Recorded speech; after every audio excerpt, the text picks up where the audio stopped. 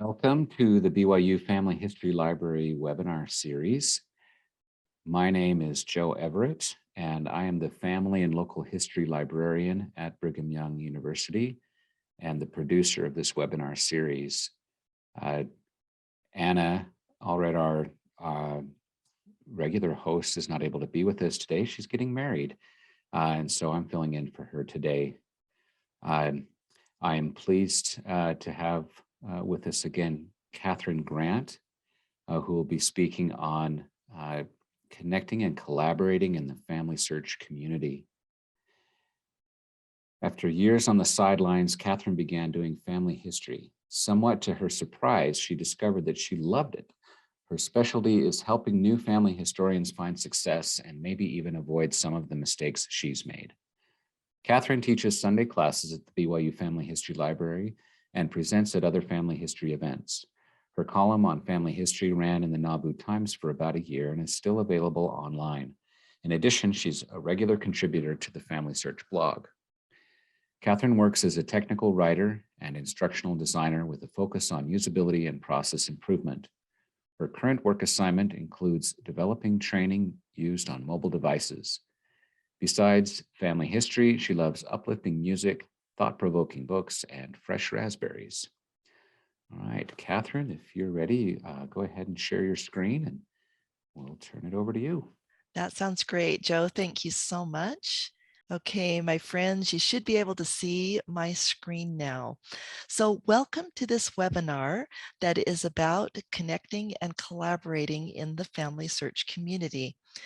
If there is anything that this worldwide pandemic that we're in the midst of as of the date of this recording, if there's anything that the pandemic has taught us, I would say it's the importance of human connection. Wasn't it crazy when we all had to isolate and stay home and quarantine and everything? And yet I look back to my ancestors who went through similar pandemics.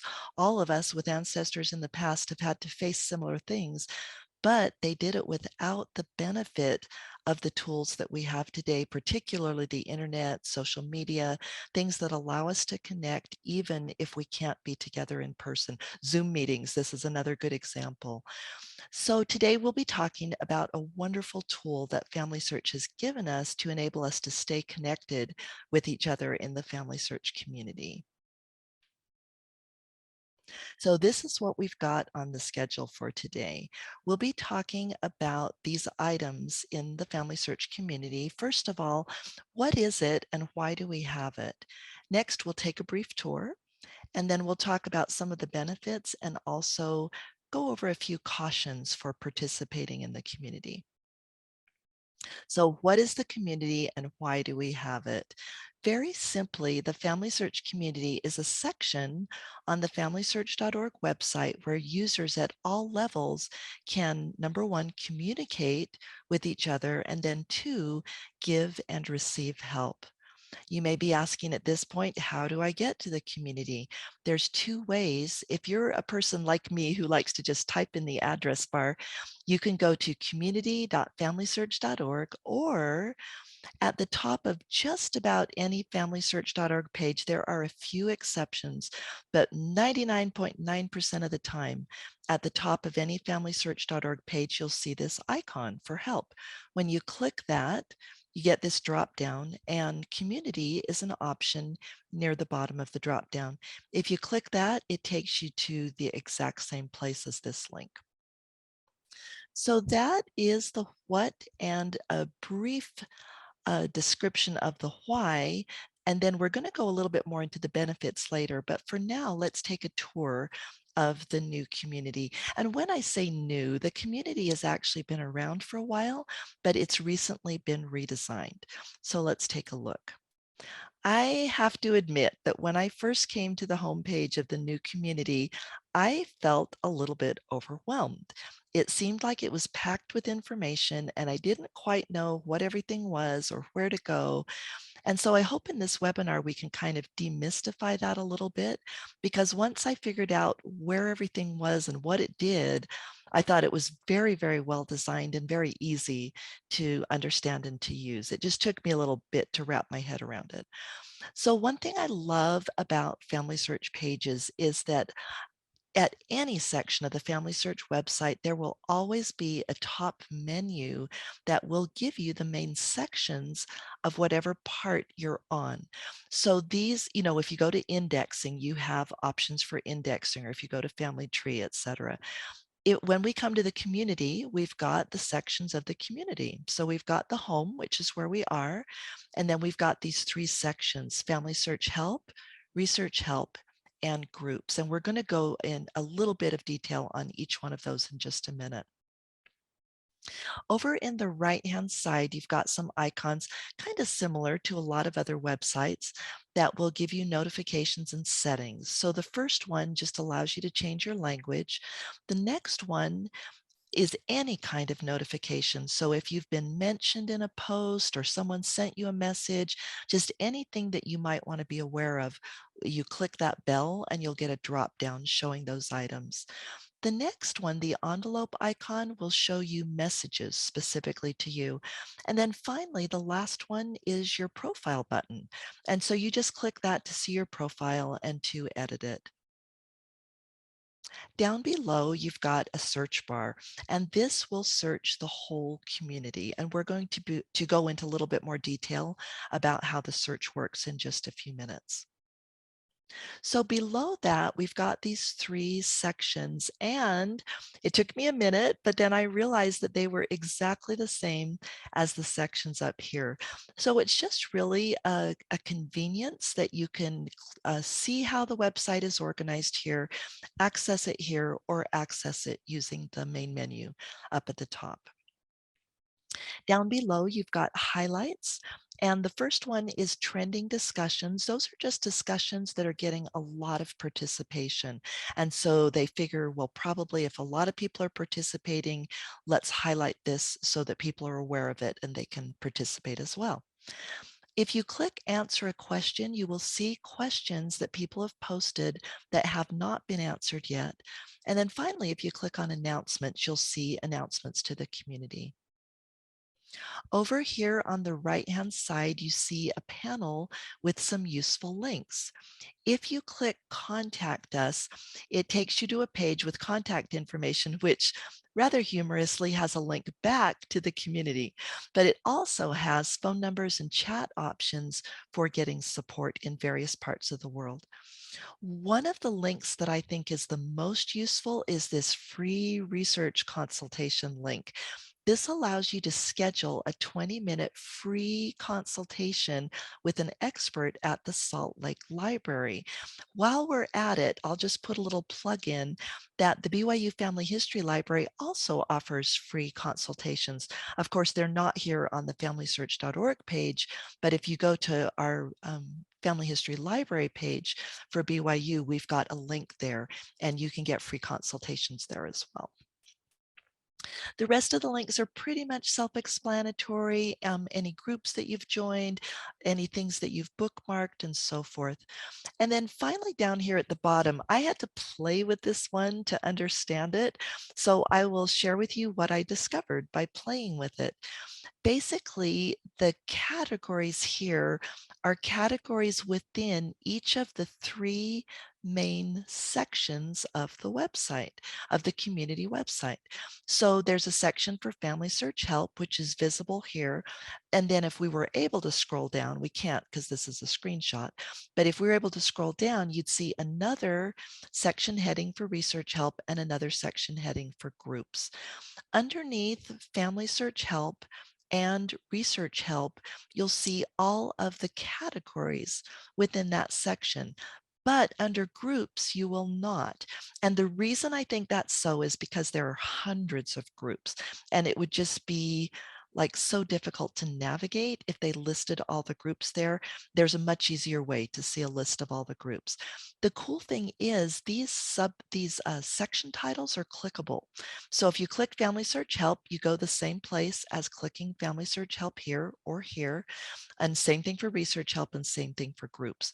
So it's just kind of a good shortcut. If you're down there looking around to see what the categories are and then you decide, oh, I want to go there, then you can click on it and be taken directly there. Okay, let's look at each section now. In the Family Search Help section, if you click that, you're going to be taken to a page that looks like this.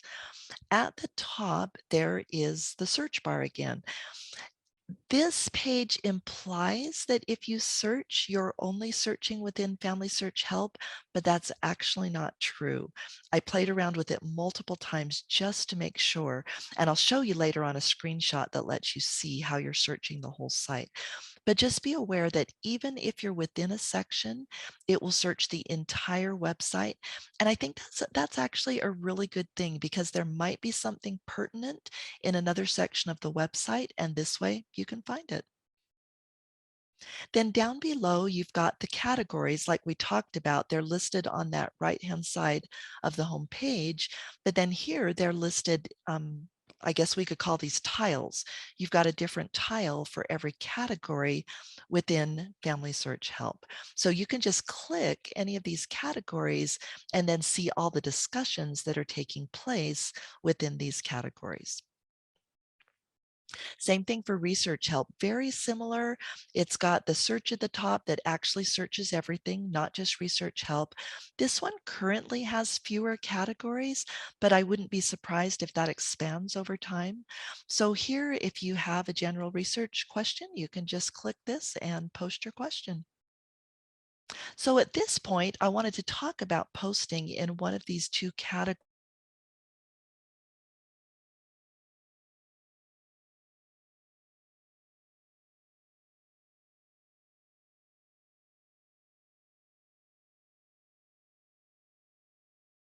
Research help, this is how you do it. So in this example, I am going to pick the category of Family Search Help. Say that I have a question, or excuse me, Family Search Account. Say that I have a question that I want to post about my Family Search account. So I would click on the category that I want, and then I get taken to the home page for that category. Well, on the category page, it couldn't be easier. The Ask a Question button is just right there over on the right-hand side, and that enables you to start a new discussion centered around a specific question. Or you might want to browse through and see if somebody's already answered your question. Searching is a good way to do that. Or as you browse through, you might know the answer to somebody's question. So if you're not wanting to ask a question right now, but participate in a discussion, then just click the discussion and you'll get taken to the page for that discussion. At the bottom, there will be a form that you can fill out that allows you to comment on that discussion. And that work, oh, by the way, I should say that works the same way in Family Search Help and in Research Help. Okay, now let's talk about groups. Honestly, you guys, I think groups is probably the most important feature. It's always dangerous to say something is the most, right? Or to be absolute. But I really think that groups are what add so much value to the Family Search community. So on the groups page, you've got the search thing at the top that searches everything. Then down below, you've got a list of all the possible groups. At the top of the list, you've got filter buttons that enable you to filter according to what you're looking for. So if you're on all groups, and that's the default, it will show you all available groups. If you click My Group, it just shows groups that you've joined. And then if you click Research Groups, it shows groups that are specifically focused on research. So here you've got, remember I said that this is going to search the whole website? Well, fortunately down here, we've got a search box that will only search groups. What it does is search group titles. So it's not going to search by topic, at least that I could tell. It's as whenever I searched, it was always, it would bring up Okay, let me try that again. If I entered some text in here, what showed up was any group that had that text, all or part of it, in the group name. So let's go ahead and talk through joining a group, because you actually do have to join a group in order to participate. Now, the other sections, Family Search Help and Research Help, anybody can post a discussion, any user, as long as they've signed in. But in order to post to a group, you have to actually join the group. And I think the reason for that, if I had to guess, is that groups are very focused on certain topics. So they want the people who contribute to them to be interested in those topics and to be focusing specifically on the purpose of the group. So in this example, I wanted to find a new group about England to join. So I stayed on the All Groups tab, and then over here in the search box, I just typed the word England. Now notice that it didn't bring up anything that said English or UK or anything that would be related. And that's why I deduced that it's just searching the titles. So here we've got England genealogy research and New England family history. Well, I want England genealogy research. So I'm going to click this tile. And when I do, I get taken to the page for that group. Up at the top, very helpfully, the administrators have put a notice that you must join the group to post questions or comments. I found that to be the case on every group. So not every group has a notice like this. It looks like the admins can customize the notice for the page, but just be aware, every group that I've looked at, you had to join it in order to participate in the group. Well, fortunately, there's a handy dandy join button right down here above the announcement. So you just click join, and you're in every group that I've joined. I've been automatically added to the group. I actually don't know if there are exceptions to that, but if there are, I'm sure that you would be notified. You'd get a message that would say something like, you've applied to join this group. A moderator will let you know if you've been accepted, or something like that. But also, so far, every group that I've joined, I've just clicked the join button and I've been able to join immediately. Okay, how do you post in a group? Well, like we said, first of all, you have to join, and then you have to navigate to the group. So let's walk through. I, in this little example, want to post to getting started in Family Search. So to make it easier to find, I clicked the My Groups tab, because this is a list of all the groups that I belong to.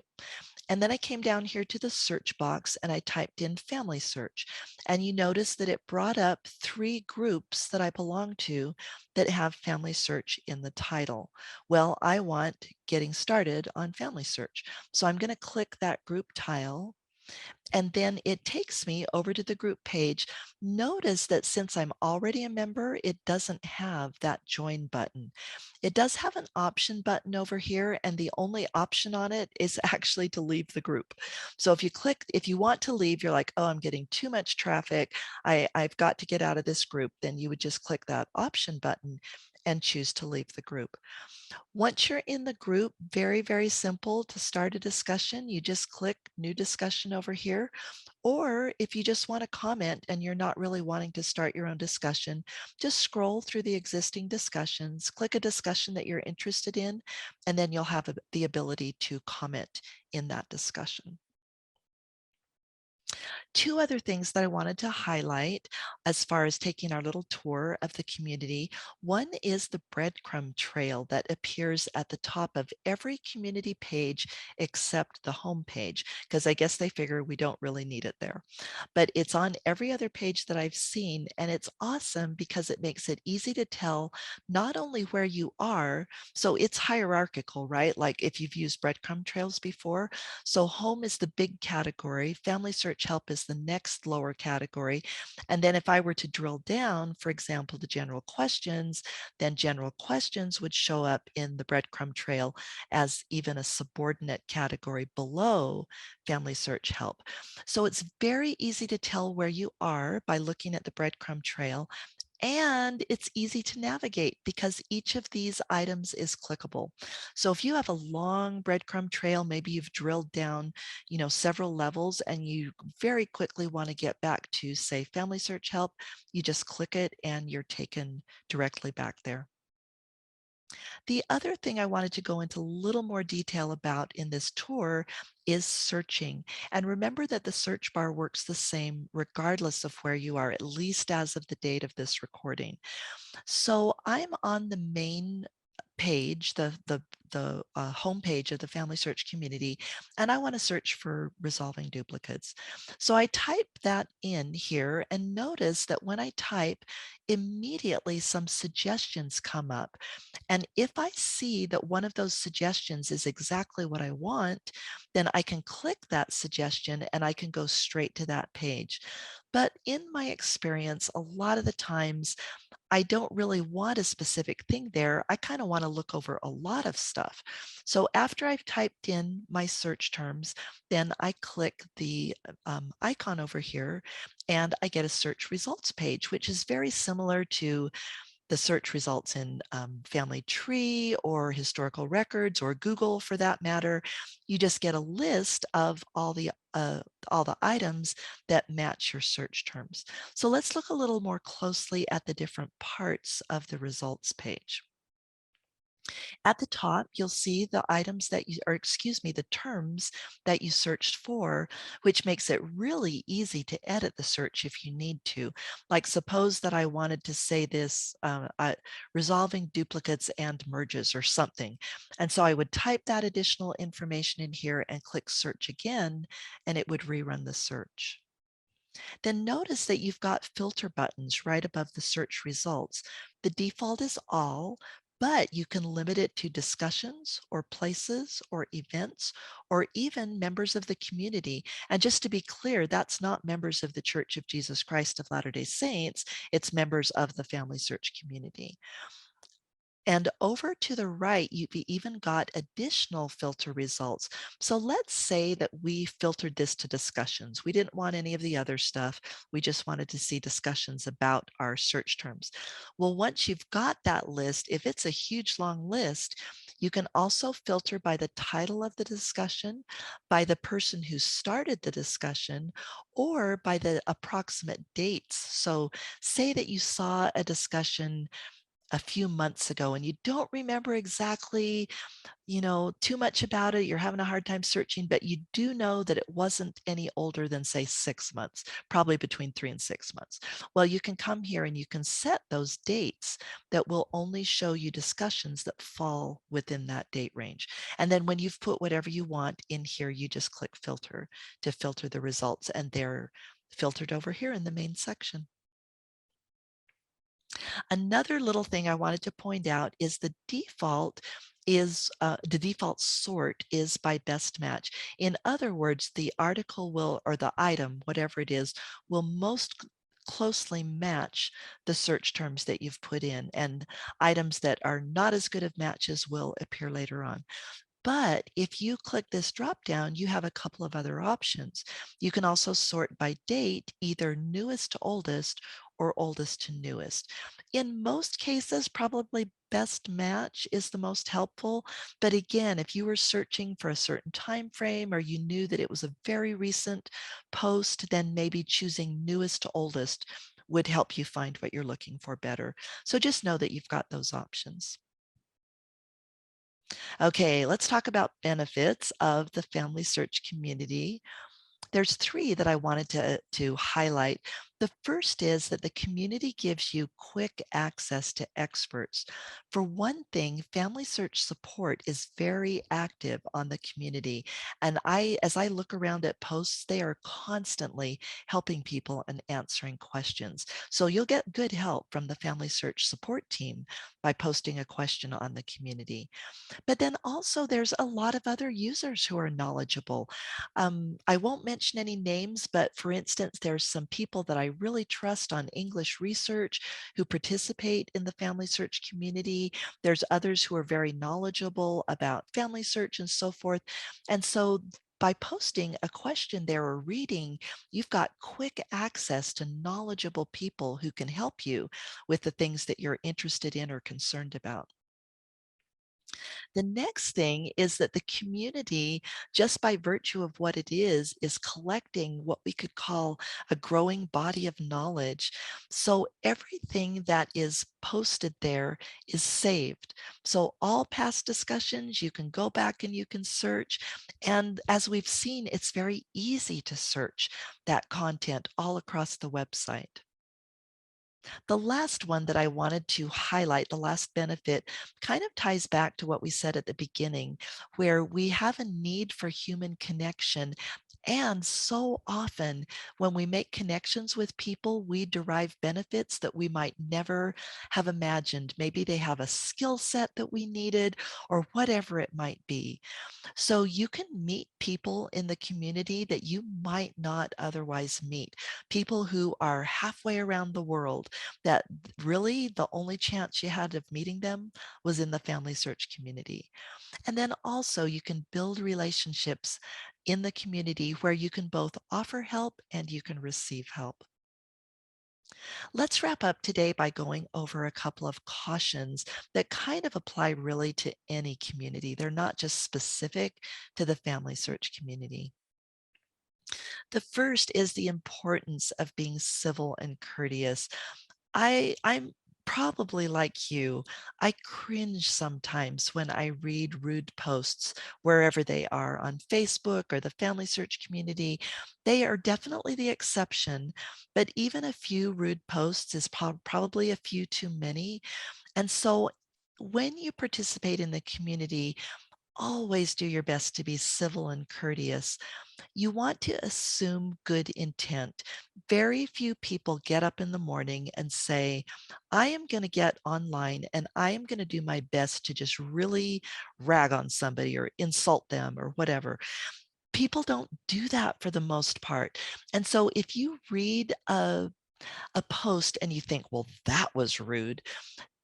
If you've ever read any of the Crucial Conversations books or websites or anything, they advise us to ask a question.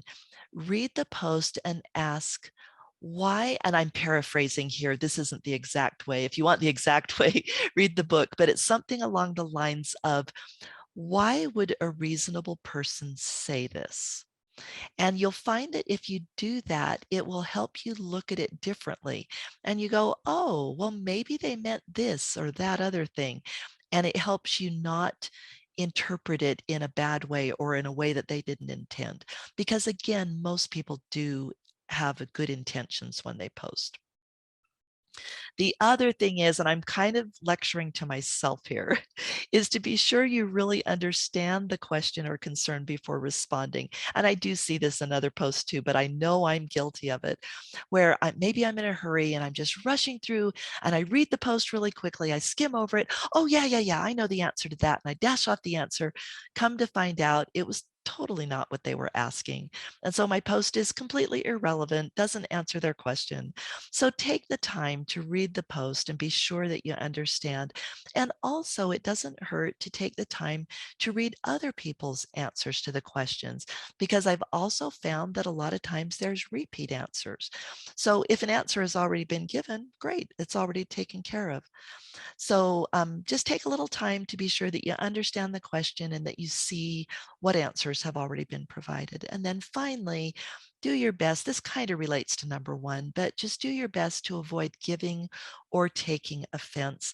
I've shared this story before, but I'll share it again just because I think it's relevant to this. One of my friends was working in the Family Search, in the family tree section of the website, and saw that somebody had messed up something.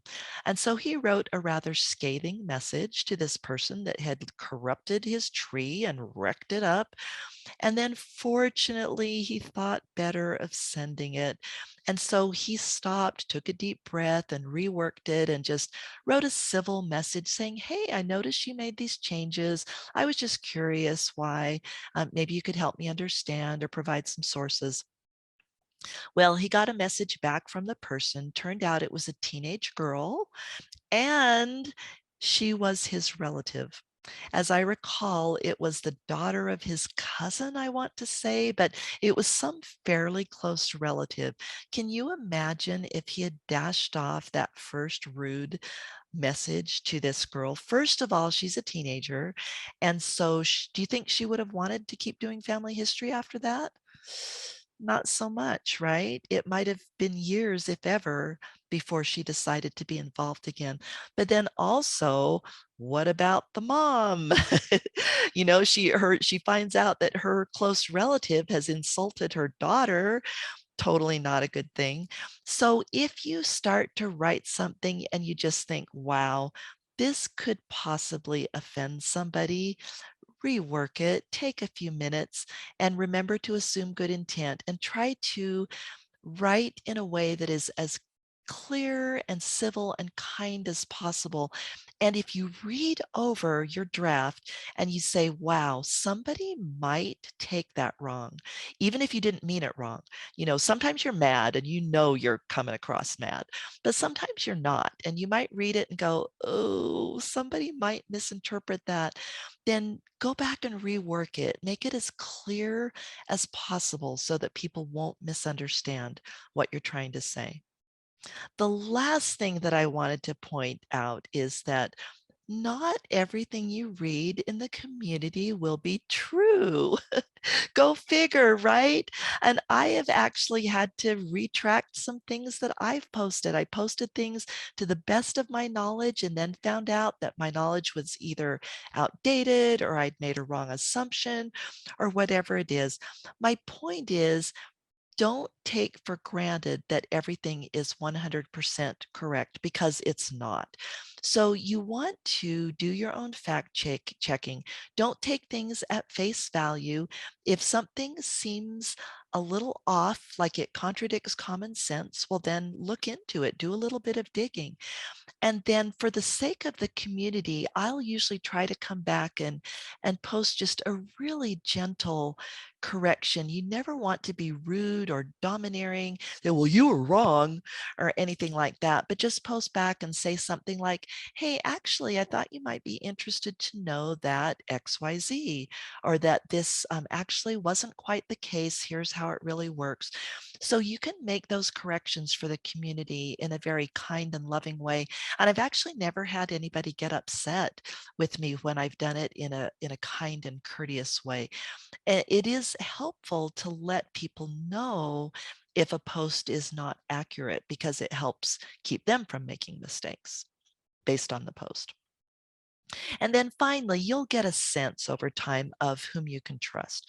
So like I mentioned earlier, there's some experts who in the English community and different places where I have become familiar enough with their expertise to know that they are going to be right like 99.9999999% of the time.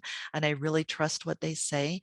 And then there's some other times that I get familiar with people and know that, bless their hearts, they kind of tend to jump to conclusions. And so if I see a post, I know, okay, I might need to check this out and just make sure. But just be careful there. Don't take things for granted, and be responsible for what you read and for how you apply it. And just make sure it really is accurate before you go by it. So I want to end today by giving all of us an invitation to get involved in this wonderful tool that FamilySearch has provided for us. There are a lot of users, but if you're not one of them, then you're invited to come and participate. Once again, you can get there very easily by going to community.familysearch.org, or by clicking that help icon at the top of just about any FamilySearch page and then choosing community. So everybody, thank you so much for joining us for this webinar today. And Joe, do we have any questions that we need to address? Thank you, Kathryn. Yes, well, we do have one. And while we're addressing this question, I'll just remind everyone that if you have a question, then you can just put that in the question and answer or Q&A icon at the bottom of your screen. If you click that, then you can post a question for Kathryn. So Annette asks, Do you get notified if someone replied to a question or comment you made in a group, or do you have to keep checking the Family Search website for responses? Oh, that's a great question, Annette. In my experience, I've always been notified, and I didn't set anything particular for that. So as far as I can tell, that's a default setting that if you're the author and somebody replies, you'll be notified, or somebody can also tag you in a post and you'll be notified. Thanks. That's a great question. Any other questions anybody has? It doesn't look like there are any other questions. Okay, I want to thank you, Kathryn. That was really a great overview of the Family Search community, thanks. and hope everyone will take you up on the invitation to go and check it out and make some new discoveries there. We've got some thank yous coming in uh, into the chat there as well. Great. You're very, very welcome. We appreciate everybody who joined today. All right. Well, I would just like to remind everyone that our next webinar will be next week, same time, same place, with Dave Obie on the topic Changing Places, Changing Borders, Overcoming Geographic Challenges. So we'll hope you will join us for that. You can see our webinar schedule of other upcoming webinars on our website, which is posted. Let's see, let me share this on my screen so you can see what I'm talking about. Here we go. So there you can see the rest of January's schedule and our website address on the screen. And you can also on our website find the entire library of our past webinars. The recordings are available. The recording for this class will be available sometime next week, perhaps not quite as soon as usual, as again, on our webinar production assistant is getting married, and so we'll get that up as just as soon as she's able to. You can also email us at the email address on your screen if you have any comments or suggestions. And also you can find us on Facebook, Twitter, and of course, YouTube, our YouTube channel. Thank you again, and I hope you have a great rest of your day, and we'll see you again next time.